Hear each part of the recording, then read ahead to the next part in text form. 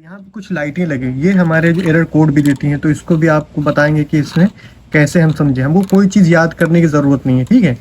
बस ये लाइट देख लेंगे और लाइट से हमको पता लग जाएगा। तो अभी यहाँ हम सबसे पहले चेक करते हैं कंप्रेसर 1 के साथ। देख सकते हैं ये कंप्रेसर 1 के साथ लगा तो लाइट हमारी ये जल रही, यानी कंप्रेसर 1 पे सप्लाई आ गई, दूसरे पे भी हमारी सप्लाई आ गई है। फिर यहाँ पे हम ब्लूअर पे चेक करें तो ब्लूअर की भी सप्लाई आ गई। अब हमने इसको जो है चेक कर लिया। अब यहाँ पे हम फॉल्ट हम क्रिएट करके देखते हैं और आपको जो है और अच्छे से समझ में आएगा। हेलो दोस्तों, मेरा नाम है फैज और आज की वीडियो में हम समझेंगे इस सर्किट के बारे में, जो कि ये सर्किट हमारा एसकेएम पैकेज एसी में लगा होता है और ये जामिल के पैकेज एसी में लगा होता है। अक्सर लोगों को कन्फ्यूजन होता है कि इसको हम कैसे समझें।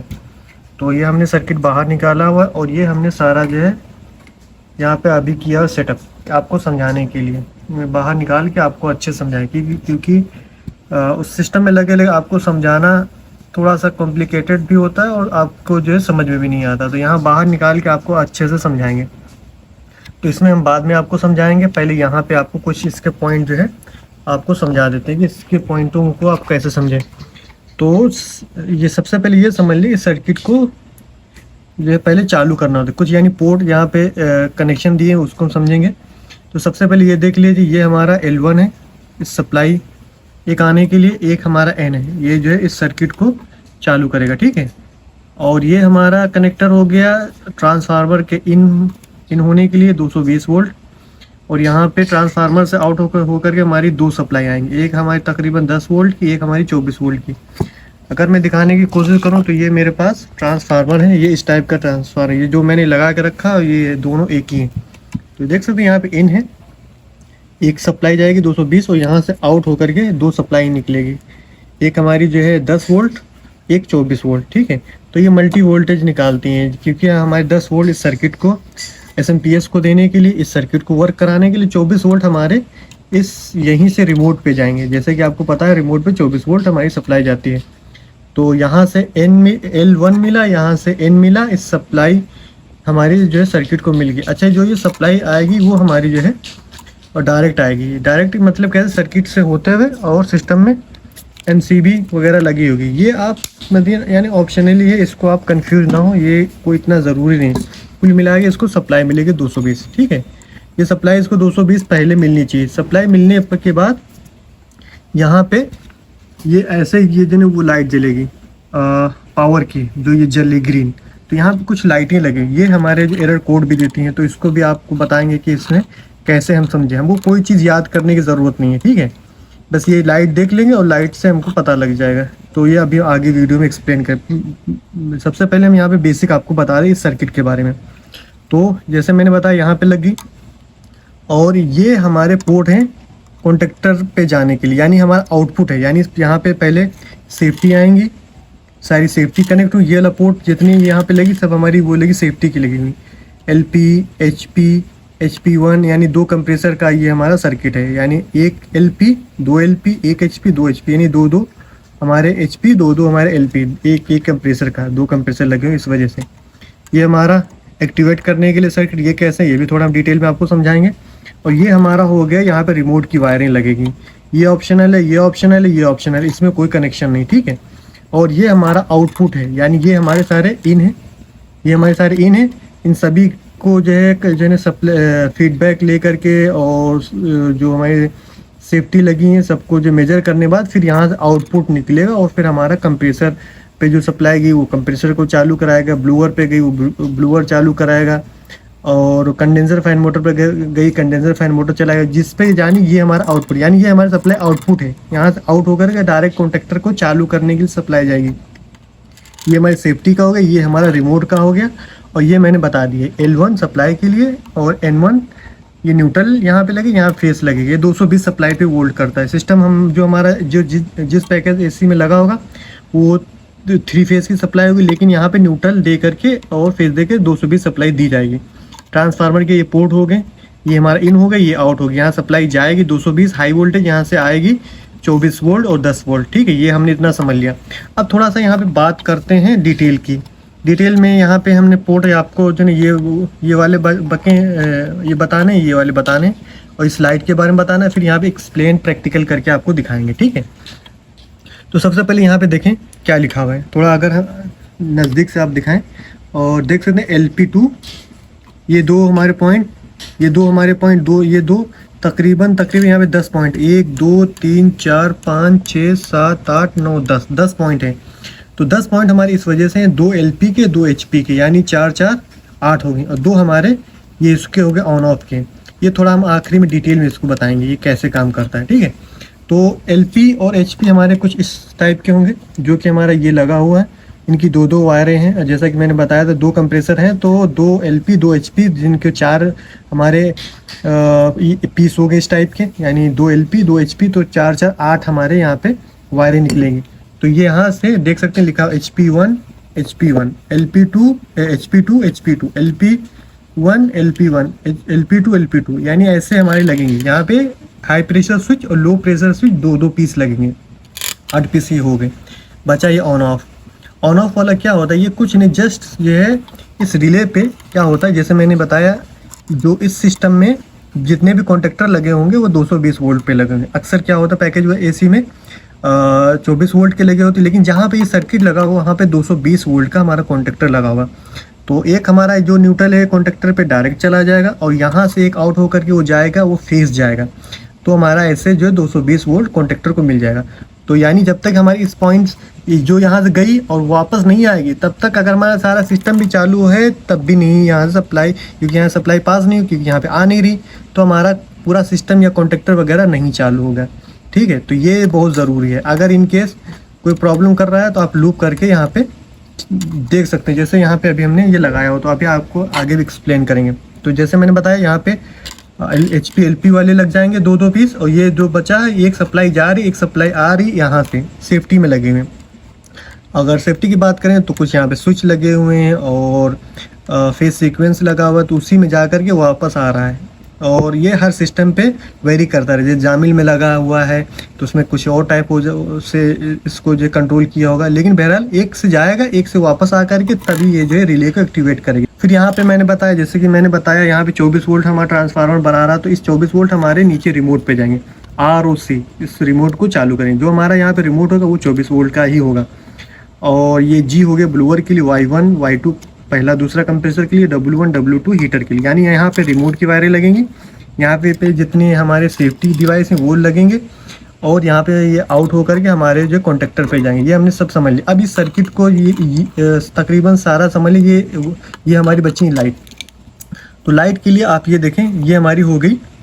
अभी एग्जांपल करके मतलब आपको प्रैक्टिकल करके भी दिखाएंगे, और आपका डाउट जो है वो दूर हो जाए। 10 करते मैं आप चाह रहा हूँ कि इसमें आप बिल्कुल आपको कोई डाउट ना रहे, डिटेल में आपको बताना चाह रहा हूँ। ये 2 एसीस में जो है आते हैं, जामिल का, एक जो है SKM का। तो इससे ये आप समझ लेंगे तो आपके काफ़ी तरह आपका डाउट दूर हो जाएगा, और दिक्कत भी ज़्यादातर इसी की आती है। तो हमारे यहाँ पे 5 लाइटें हैं, ठीक है। तो एक हमारी होगी पावर की, जब भी ये लाइट अगर नहीं जली इसका मतलब हमारे इसमें पावर नहीं आ रही, तो कोई भी प्रॉब्लम हो सकता है, ये फ्यूज़ भी ख़राब हो सकता है, या फिर हमारा सर्किट भी ख़राब हो सकता है, या अदरवाइज पीछे से बैक साइड से कोई प्रॉब्लम जिसकी वजह से सप्लाई नहीं आ रही। तो ये लाइट हमारी जल रही थी, इसका मतलब पावर आ रही, लाइट नहीं जली इसका मतलब पावर नहीं आ रही, ठीक है। फिर ये 2 लाइटें हमारी, एक HP की है, एक LP की, या एक सिस्टम की, या 2 सिस्टम की है। ये एक HP की है, एक LP की, आप इतना मान लीजिए, ठीक है। अभी आगे आपको समझाएंगे। ये 2 लाइटें हमारी हो गई जब ये रीसेट होने वाला होता है, वो कैसे अभी आपको समझाएंगे। तो ये हमारी लाइटें होगी एरर कोड की, प्रैक्टिकल करके आपको थोड़ा समझाएंगे तो आपको ज़्यादा अच्छे समझ में आएगा। तो ये हमने बेसिक इसका समझ लिया, ये रिमोट का, ये सेफ्टी डिवाइस का, ये हमारा आउटपुट का, और ये हमारा सप्लाई L1 N1, और ये हमारा ट्रांसफार्मर के पोर्ट हो गए। तो बहरहाल हमने ये इसको समझ लिया। अब आते हैं मेन प्रैक्टिकल पे। तो अभी हमने यहाँ पे देख सकते हैं, यहाँ पे ये लगी सप्लाई हमारी N लगी हुई है, L लगी हुई, और ये लगी N लगी हुई। अब यहाँ पे हमने एक लाइट आपको कनेक्ट करके दिखाया हुआ है, क्योंकि आपको जो आउटपुट दिखाएंगे। तो ये देख सकते हैं, एक ये लाइट है, और ये हमने एक पोर्ट दिया, अगर इसको मैं जलाऊँ तो ये लाइट जल गई, ठीक है। तो आउटपुट मैं यहाँ पे चेक कराऊंगा। तो ये न्यूट्रल मैंने यहाँ से लिया हुआ है जो हमारे सर्किट पे जा रहा है, एक फेस जब यहाँ पे आउट होगा तब निकलेगा। तो ये वाली लाइट हमारी अभी सप्लाई आ रही है, और यहाँ से हमने रिमोट पे जो है आपको अगर दिखाऊं, जैसे मैंने बताया था ये हमारी नीचे ये वायरें, ये देखते हैं RC, तो R वाली हमने देख सकते ये सभी पे लगाया, Y1 Y2 G, ये ब्लोअर का तो दोनों कंप्रेसर का। और R पे भी हम जैसे ये कनेक्ट करेंगे तो हमारे जो है सारे जितने हैं वो आउटपुट, जैसे blower, condenser fan motor, compressor 1 compressor 2, सभी पे सप्लाई यहाँ से निकलने लगेगी। ठीक है, तो जैसे हम इसको अभी ये लगा देते हैं और यहाँ पे देखते हैं, ये मैंने इसको लगा दिया। ठीक है, अभी ये लग गया। अभी नॉर्मल कंडीशन में सिर्फ ये लाइट ही ये जलेगी और यहाँ पे कोई लाइट नहीं जली। ये हमारे एरर कोड पे, यानी कोई प्रॉब्लम होगा सिस्टम में तभी जो है ये जलेंगे, वरना ये नहीं जलेंगे। सिर्फ एक लाइट जलेगी, ये जल रही तो इसका मतलब कि हमारी सप्लाई आ रही, बस चलने का यहाँ पे कोई इंडिकेशन नहीं कि हमारा कंप्रेसर चालू हो गया कुछ वैसे, ये सिर्फ एरर कोड का है। तो जैसे कि अभी अगर आपने शायद आवाज़ सुनी, यहाँ पे जो कट की आवाज़ आई, तो यहाँ पे लिखा हुआ है कंप्रेसर 1। अगर मैं दिखाऊँ कंप्रेसर 1 कंप्रेसर 2, ठीक है, और फिर यहाँ पे आउटडोर फैन 2 आउटडोर फैन 1, ये हमारा 2 कंडेंसर का हो गया।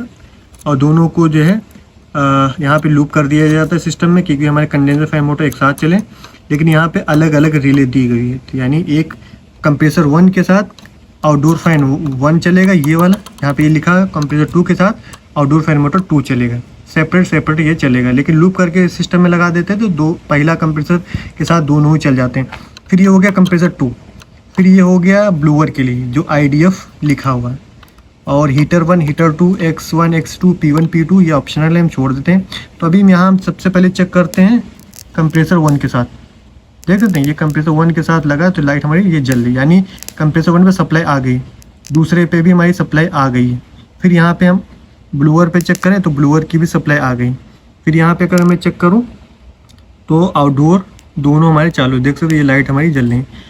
अब हमने इसको जो है चेक कर लिया। अब यहाँ पे हम फॉल्ट हम क्रिएट करके देखते हैं और आपको जो है और अच्छे से समझ में आएगा। तो यहाँ पे हमने रिमूव से सारी सप्लाई हमारी आ रही। अब हम यहाँ पे सबसे पहले LP2 एक LP निकाल करके देखते हैं। ठीक है, जैसे मान लीजिए ये हमने LP लगा दिया, निकाल दिया, ये वायर देखते हैं LP के वायर निकाल। अभी यहाँ पे देख सकते हैं लाइट ब्लिंक होने लगी। लाइट ब्लिंक कौन सी हो रही है? ऑरेंज वाली।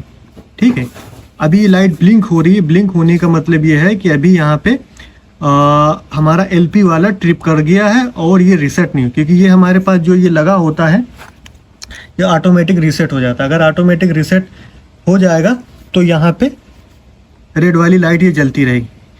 अभी यानी ये रीसेट नहीं हुआ तो ये रेड वाली लाइट नहीं जलेगी, यानी ये अगर रेड लाइट जली इसका मतलब रीसेट हो चुका है, कुछ देर बाद चलेगा।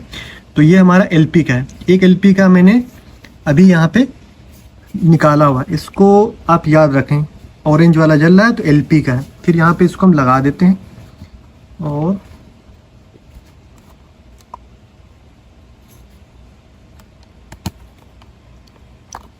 देखें अभी हमने यहाँ पे LP वाला लगा दी। आप ये समझ लीजिए ये अभी रीसेट हो चुका है। लेकिन यहाँ पे क्या जो है जल रहा है D2 और D1 वाला हमारा पहले सिस्टम की रेड लाइट है, D2 हमारा दूसरे वाली। यानी अगर D1 अगर हमारा यहाँ पे जल्दी लाइट, इसका मतलब पहले कंप्रेसर में कोई प्रॉब्लम हुआ था LP का HP का, और D2 है तो इसका मतलब हमारे दूसरे कंप्रेसर में कोई प्रॉब्लम हुआ था, हाई प्रेशर का या लो प्रेशर का, कंप्रेसर 1 कंप्रेसर 2 का। ठीक है, ये जो है कुछ देर के बाद ऑटोमेटिक जो है ये रीसेट हो जाएगा और ये चल जाएगा, ये कुछ देर ब्लिंक करेगा। अभी यहाँ पे हम सप्लाई बंद कराते हैं, यहाँ से हल्की एक वायर निकाल लेते हैं, सप्लाई हमारी बंद हो गई। अभी हम जो है फिर दोबारा सप्लाई लगा देते हैं और ये फिर से दोबारा चालू हो गया। चालू हो जाएगा तो ये ऑटोमेटिक देख सकते हैं। अभी फिर से अभी शायद चालू नहीं हुआ, कुछ टाइम लगेगा। ये देखा अभी ये चालू हुआ, दूसरा अभी चालू नहीं हुआ और ये पहला चालू, कुछ टाइम लगेगा। तो ये भी चालू हो चुका है।